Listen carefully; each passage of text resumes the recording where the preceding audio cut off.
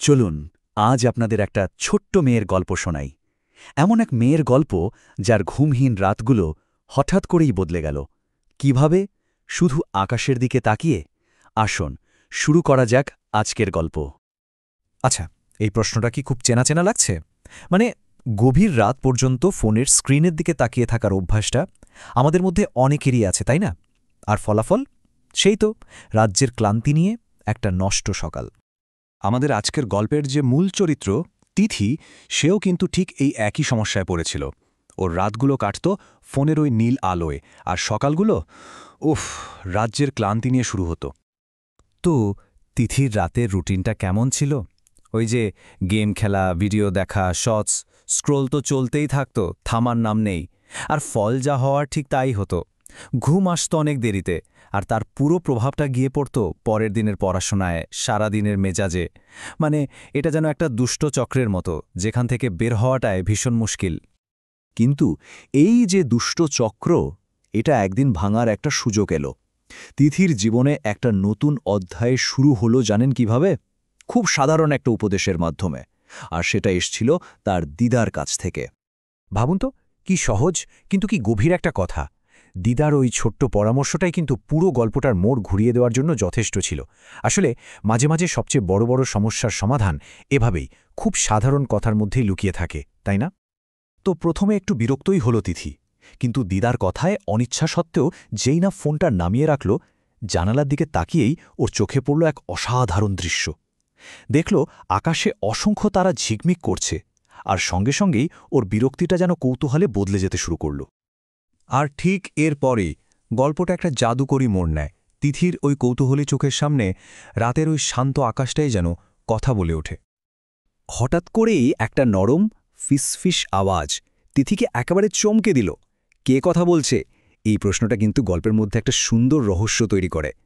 আর তখনই পরিচয় হয় গল্পের নতুন এক বন্ধুর সাথে, টিকু, ছোট্ট একটা তারা। দেখুন, টিকু এখানে শুধু একটা চরিত্রই নয়, সে যেন প্রকৃতিরই কণ্ঠস্বর, যে আমাদের এই আধুনিক জীবনের ব্যস্ততায় হারিয়ে যাওয়া সহজ সৌন্দর্যকে আবার মনে করিয়ে দিতে এসেছে। তিথি, প্রশ্নটা কিন্তু খুব বাস্তব, তাই না? আমরাও তো প্রায়ই ভাবি শুধু সৌন্দর্য দেখে কি হবে যদি তা থেকে কোনো লাভই না হয়। তো টিকু এবার ঠিক এই প্রশ্নটারই উত্তর দেবে। টিকুর উত্তরে তিথি জানতে পারে ৩টি অসাধারণ উপহারের কথা, যা সে তারা দেখলেই পেতে পারে।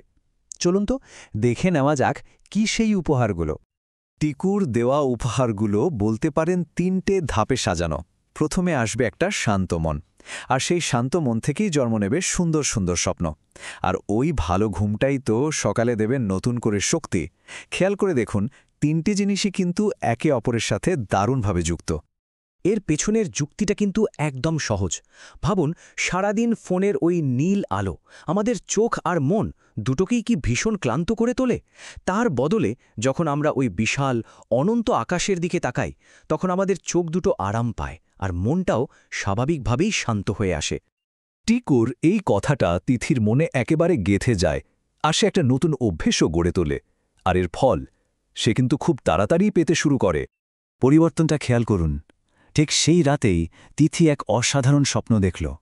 ওর সেই অস্থির রাতগুলোর বদলে এখন ওর ঘুমটাও যেন হয়ে উঠেছে আনন্দের। আর এটাই তো পরিষ্কারভাবে দেখিয়ে দেয়, তাই না, যে কিভাবে মনের শান্তি সুন্দর স্বপ্নের জন্ম দেয়। আর এর প্রভাবটা যে শুধু স্বপ্নেই আটকে ছিল তা কিন্তু নয়। পরের দিন সকালেও এর আসারটা স্পষ্ট বোঝা গেল। তিথি আগের চেয়ে অনেক অনেক বেশি সতেজ বোধ করছিল।